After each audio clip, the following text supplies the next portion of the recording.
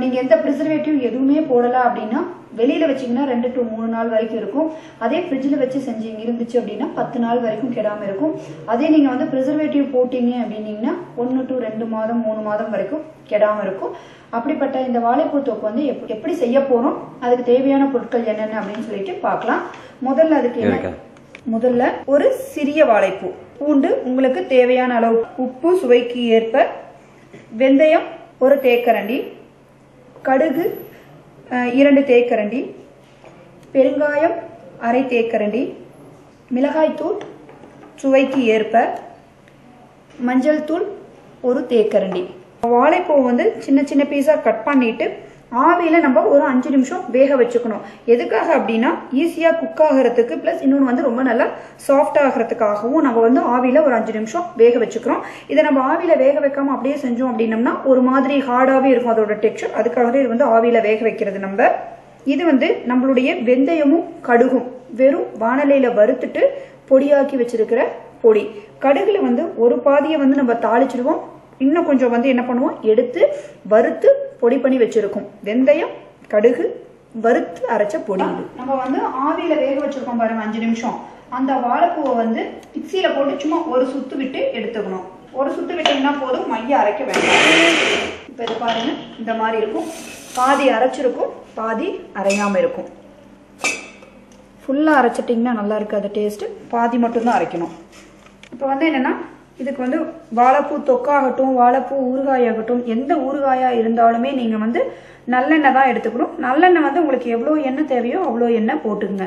எண்ணெய் எந்த அளவுக்கு விடுறீங்களோ அந்த அளவுக்கு வந்து ஊறுகாய் வந்து கெடாமல் இருக்கும். அடுத்ததான் எண்ணெய் காஞ்சதையும் நம்ம எடுத்து வச்சிருக்கிற கடுகுல வந்து போட்டுக்கிறோம்.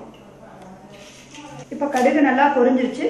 அதுக்கப்புறம் வந்து நம்ம வறுத்து அரைச்சி வச்சிருக்க கடுகு மற்றும் வெந்தய பொடி, அதுக்கப்புறம் பெருங்காயம் நம்மளுடைய வாசத்துக்கு ஏற்ப பெருங்காயம் போட்டுக்கோங்க, மஞ்சள் தூள், அப்புறம் மிளகாய்த்தூள் ஒரு கொஞ்சம் மட்டும் இதில் எண்ணெயில் சேர்த்துக்கோங்க.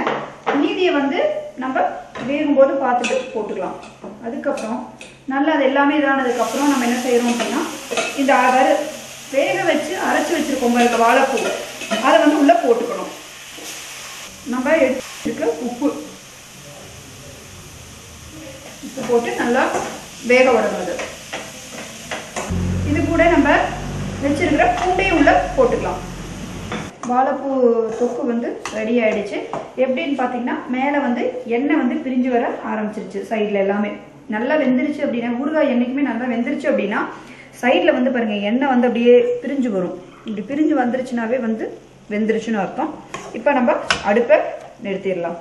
அடுத்து வந்து நீங்கள் அடுப்பை நிறுத்தினதுக்கு அப்புறம் வந்து நீங்கள் விருப்பப்பட்டீங்க அப்படின்னீங்கன்னா கொஞ்சோண்டு வந்து வினிகர் சேர்த்துக்கலாம். வினிகர் வந்து புளிப்பு டேஸ்ட் கொடுக்கறத விட வந்து கெடாமையும் பாதுகாக்கும். கொஞ்சமாக போட்டுக்கலாம், அதிகமாக வேணாம், சும்மா சிறிதளவு வினிகர். வினிகர் வந்து எப்பயுமே அடுப்பு நிறுத்தினதுக்கு அப்புறம் தான் போடணும். நீங்கள் முதல்லையே போட்டு வேக வைக்க வேண்டாம் எப்பயுமே. இது வந்து ப்ரிசர்வேட்டிவ் தான், புளிப்பு சுவையும் கொடுக்கும்.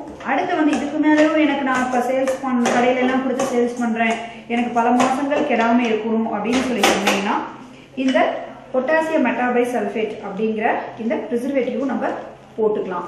இது வந்து எப்படின்னா நீங்கள் போடணும் அப்படின்னா ஒரு சின்ன கப்பில் கொஞ்சமாக ஊறுகாய் எடுத்துட்டு நல்லா கலக்கிட்டு அதுக்கப்புறம் நீங்கள் உள்ள போடணும். எப்பயுமே இந்த வாழைப்பூ தொக்கு வந்து உடனே எல்லாத்தோடையும் சேர்ந்து ப்ரிசர்வேட்டிவ் போடாமல் கொஞ்சமாக எடுத்துட்டு இதில் வந்து ரொம்ப கம்மியாக போட்டிங்கன்னா போதும், அதிக அளவு போட்டுறாதீங்க. சும்மா தேவையான சும்மா ஒரு பிஞ்சு போதும்.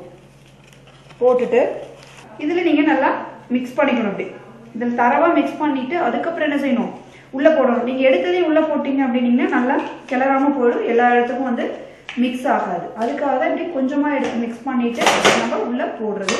அடுத்து இப்போ ப்ரிசர்வேட்டிவ் போட்டாச்சு. ப்ரிசர்வேட்டிவ் போட்டு நல்லா நம்ம கலக்கிக்கணும். ப்ரிசர்வேட்டிவ் போட்டிங்க அப்படின்னீங்கன்னா உடனே நீங்கள் சாப்பிடக்கூடாது. ஒரு நாள் அல்லது 2 நாள் கழிச்சு தான் அதை நீங்கள் சாப்பிட ஆரம்பிக்கணும். அப்படி இல்லை அப்படின்னா தொண்டை அரிக்கிற மாதிரியோ என்ன ஒரு மாதிரி இருக்கும். நீங்கள் ஆற வச்சுட்டு பேக்கெட் பண்ணிவிட்டு அப்புறம் நீங்கள் சாப்பிடலாம். ஊறுகாயை வந்து நல்ல ஒரு உலர்ந்த பாட்டிலில் நம்ம போட்டுக்கலாம். அதுக்கப்புறம் என்ன செய்யணும் அப்படின்னா நம்ம வந்து வச்சு ஆற வச்ச நல்லெண்ணெயை மேலே ஊற்றிடணும். எதுக்காக அப்படி ஊற்றணும் அப்படின்னோம்னா மேலே வந்து எண்ணெய் நிற்கணும். நின்னாதான் ஃபங்கல் அட்டாக்லாம் வராது, கெடாம இருக்கும் ரொம்ப நாளைக்கு. இதுல வந்து என்னன்னா ஏர்லாம் எதுவும் இல்லாம நல்லா தட்டி விட்டு நீங்க பேக் பண்ணிருங்க. நல்லா அழுத்தி விட்டீங்க அப்படின்னீங்கன்னா எண்ணெய் வந்து இப்போ மேலே வர ஆரம்பிச்சிடும். இப்போ எண்ணெய் மேலே வந்துருச்சுனாவே உங்களுக்கு வந்து ஊறுகாய் வந்து என்னைக்கும் கெடாது. இப்போ எண்ணெய் மேலே நிற்கிதுங்களா, இன்னும் கொஞ்சம் நேரம் ஆக ஆக எண்ணெய் ஃபுல்லாக மேலே வந்துடும். மேலே வந்துருச்சு அப்படின்னாவே வாழைப்பூ தொக்கு கெடாது, ரொம்ப நாள் வரைக்கும் இருக்கும். அடுத்ததான் நம்ம என்ன செய்ய போறோம் அப்படின்னா பீனட் பட்டர். அது ஒன்றும் இல்லை, வேர்க்கடலை வெண்ணெய் தமிழ்ல சொல்லணும் அப்படின்னா. இப்போ அதுக்கு செய்ய தேவையான பொருட்கள் என்னென்னு சொல்லிட்டு இப்போ நம்ம பார்ப்போம். முதல்ல வேர்க்கடலை 1 கப் எடுத்துட்டு நல்லா வறுத்துட்டு தோலை நீக்கி வச்சிடுங்க. அப்புறம் சர்க்கரை 1 ஸ்பூன், அதாவது வந்து நம்ம டேஸ்ட்டுக்கு தகுந்த மாதிரி சர்க்கரை அல்லது உப்பு நம்ம சேர்த்துக்கலாம். அப்புறம் வந்து 1 ஸ்பூன் கடலெண்ணெய், நிலக்கடலை போட்டோம் அப்படின்னா நிலக்கடலை எண்ணெய் யூஸ் பண்ணணும். இப்போ சப்போஸ் எள்ளில் நீங்க செய்யறீங்க அப்படின்னீங்கன்னா நல்லெண்ணெய் யூஸ் பண்ணிக்கலாம். இப்போ இது கடலெண்ணெய். அடுத்து இந்த வறுத்த நிலக்கடலையை வந்து நம்ம வந்து மிக்சி ஜாரில் போட்டுக்கிறோம். மிக்சி ஜாரில் போட்டுட்டு மிக்சியில் போட்டு நல்லா இப்போ பார்த்தீங்கன்னா இது நல்லா வந்து அரைச்சிருக்கு. அரைச்சதுக்கப்புறம் என்ன செய்யணும் அப்படின்னா 1 ஸ்பூன் கடலெண்ணெய் இதில் விட்டுக்கணும். விட்டுட்டு மறுபடியும் நல்லா அரைக்கணும். நல்லா அரைச்சிட்டு அதுக்கப்புறம் என்ன செய்யணும் அப்படின்னா உங்களுக்கு உப்பு அல்லது சர்க்கரை ரெண்டுல எது தேவையோ அதுல இருந்து ஒரு கொஞ்சம் டேஸ்ட்டுக்கு தகுந்த அளவுக்கு நம்ம உள்ள போட்டுக்கணும். நான் இப்போ வந்து உப்பு அல்லது சர்க்கரைக்கு நான் சர்க்கரை போட்டிருக்கேன். மறுபடியும் நல்லா அரைக்கணும். அவ்வளவுதான். இப்போ நம்ம ரெடி பண்ண பீனட் பட்டர் ரெடி. இது வந்து என்னன்னா நம்ம கொஞ்ச நேரத்திலேயே வந்து வீட்டில் சீக்கிரமா செய்யக்கூடிய ஒரு பொருள். பிளஸ் இன்னொன்று வந்து என்னன்னா நல்ல ஹெல்த்தியான பொருளும் கூட. இப்போ கடையில் வாங்குற ஜாம் இதில் எல்லாத்துலேயுமே வந்து கலப்படம் இருக்கு, கெமிக்கல் இருக்கு, எல்லாம் இருக்கு. இது நம்ம வந்து என்னன்னா வீட்லயே நல்ல புரதச்சத்து நிறைந்த ஊட்டச்சத்து மிகுந்த ஒரு பட்டர்.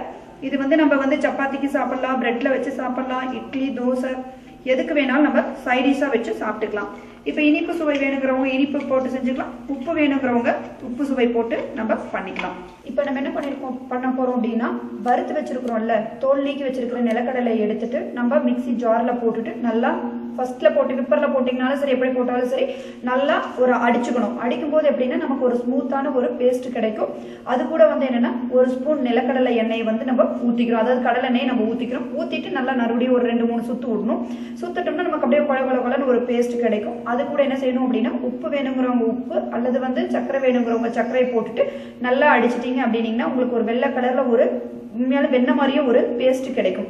அதை வந்து என்னன்னா பிரெட்ல அல்லது சப்பாத்தி தோசை இட்லி எதுக்கு வேணாலும் நம்ம தொட்டு சாப்பிட்டுக்கலாம். இப்ப கடையில கிடைக்கக்கூடியது ஜாம் வெண்ணெய் எல்லாத்துலயுமே வந்து கலப்படம் முக்கியமா இருக்கு, கெமிக்கல்ஸும் இருக்கு. அது வந்து உடம்புக்கு ரொம்ப கேடானது. இப்ப வந்து இது வந்து வீட்டுல வந்து நேரடியா நம்மளே பண்ணக்கூடியது, அதிக அளவு புரதச்சத்து இருக்கு, மற்ற விட்டமின்கள் எல்லாமே இருக்கு. இது உடம்புக்கு ரொம்ப நல்லதும் கூட, சுவையாவும் இருக்கும். இன்னொரு குழந்தைங்க இது ரொம்ப விரும்பியும் சாப்பிடுவாங்க. இப்போ நம்ம செஞ்சு வச்சிருக்கிற இந்த பீனட் பட்டர் வந்து எப்படின்னா கெமிக்கல் போடாம வச்சீங்க அப்படின்னீங்கன்னா வெளியில வச்சிருந்தீங்கன்னா 1 to 2 நாள் வரைக்கும் கெடாம இருக்கும். ஃப்ரிட்ஜில் வச்சிருந்தீங்கன்னா குறைஞ்சது 10 நாள் வரைக்குமே கெடாம இருக்கும்.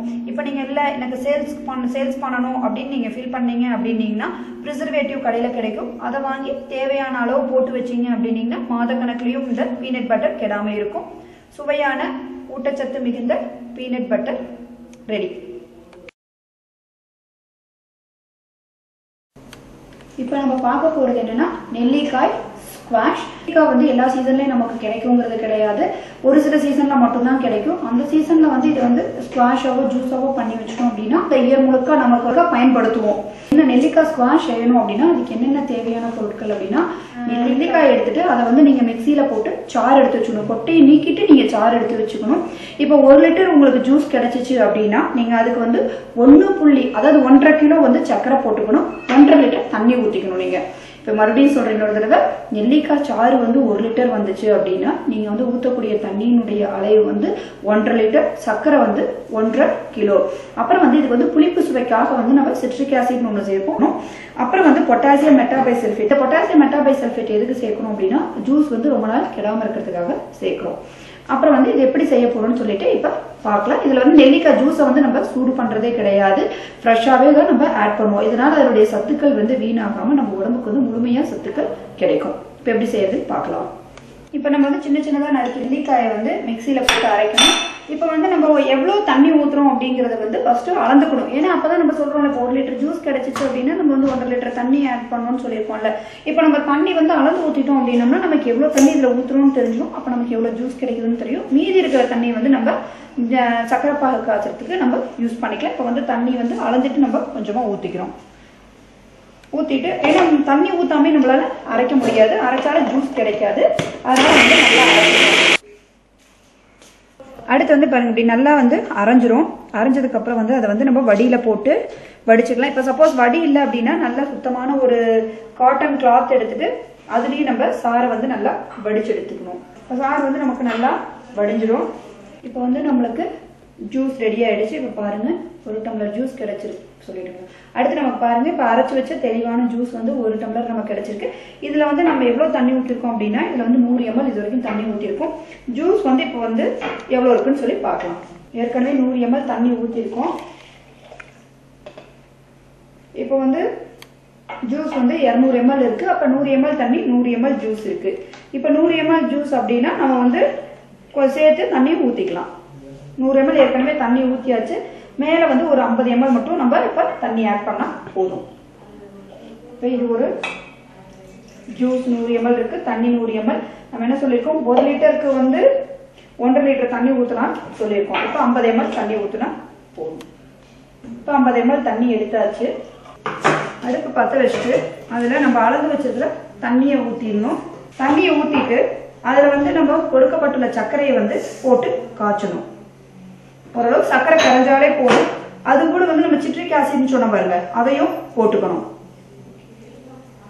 போட்டுட்டு நல்லா கரையிற வரைக்கும் இருந்தால் போதும். இதை வந்து நம்ம ஜூஸை வந்து சூடு பண்ணுறதே கிடையாது. ஒன்லி சர்க்கரை, தண்ணி, அப்புறம் சிட்ரிக் ஆசிட் 3யும் போட்டு தான் காய்ச்சிரும். இந்த ஜூஸ் எப்படி இருக்கும் அப்படின்னா லைட்டாக துவர்ப்பு டேஸ்டோட, நெல்லிக்காய் சாப்பிட்டோம்னா எப்படி இருக்குமோ அந்த மாதிரி தான் இருக்கும். சர்க்கரை வந்து நல்லா கரைஞ்சி சர்க்கரை பாகா நமக்கு கிடைச்சிருச்சு. அப்புறம் சர்க்கரை பாகு கிடைச்சதுக்கு அப்புறம் நம்ம அடுப்பு ஆஃப் பண்ணிடணும். ஆஃப் பண்ணிட்டு அந்த சர்க்கரை பாகை அப்படியே வச்சு ஆற வச்சிடணும். ஆறுனதுக்கு அப்புறம் அந்த சர்க்கரை பாகை வந்து நம்ம அந்த ஏற்கனவே எடுத்து வச்சிருக்கிற நெல்லிக்காய் சாறுல, இது வந்து நமக்கு ஜூஸ் ரெடி. இந்த ஜூஸ்ல வந்து எப்படி அப்படின்னா நம்ம வந்து ஒரு 1/4 டம்ளர் ஜூஸ் எடுத்துட்டு மீதி வந்து தண்ணியை ஊற்றி நம்ம குடிச்சுக்கலாம். அப்படியே குடிக்க கூட முடியாது. 1/4 டம்ளர் ஜூஸ், மீதி 3/4 பங்கு வந்து தண்ணி ஊற்றி குடிக்கலாம். சரிங்களா? இதில் வந்து நம்ம ஜூஸை வந்து நம்ம சூடே பண்ண கிடையாது. ஒன்லி சர்க்கரை பாகு மட்டும்தான் சூடு பண்ணியிருக்கோம். அதனால வந்து நெல்லிக்காயில் இருக்கிற சத்துக்கள் வந்து துளியோட வீணாகாது. இது வந்து குழந்தைங்க முதல் பெரியவங்க வரை எல்லாருமே குடிக்கலாம். இப்போ சப்போஸ் சுகர் பேஷண்ட் அப்படின்னா சர்க்கரையை வந்து நீங்கள் அளவாக குறைச்சிக்கலாம். இதே இது சர்க்கரையை குறைச்சிட்டு நீங்கள் ஜூஸா அவங்களுக்கு கொடுக்கலாம். இது வந்து என்னன்னா ப்ரிசர்வேட்டிவ் அப்படின்னு போடாமல் இருந்தோம் அப்படின்னம்னா வெளியில வச்சா 2 நாள் முதல், ஃப்ரிட்ஜுக்குள்ள வச்சோம்னா 1 வாரம் டு 15 நாள் வரைக்கும் கெடாம இருக்கும். ப்ரிசர்வேட்டிவ் போட்டீங்க அப்படின்னீங்கன்னா 3 மாதம் 4 மாதம் வரைக்கும் கெடாம இருக்கும். ஆறுனதுக்கு அப்புறம் ப்ரிசர்வேட்டிவ் கொஞ்சம் போட்டு நல்லா கலக்கிக்கணும். ப்ரிசர்வேட்டிவ் போட்ட உடனே நம்ம வந்து எப்பயுமே குடிக்கக்கூடாது. அதே வந்து போட்டு 2 நாள் கழிச்சதுக்கு அப்புறம் தான் நம்ம குடிக்கணும். இது போட்டிங்கன்னா உங்களுக்கு வந்து கெடாமல் இருக்கும். ஜூஸ் 3 மாதம் வரைக்கும் கெடாமல் இருக்கும். இப்போ பாருங்கள், 1/4 பங்கு ஜூஸ் எடுத்தாச்சு. மீதி வந்து இதில் 3/4 பங்கு தண்ணி ஊற்றுனா நமக்கு ஜூஸ் ரெடி.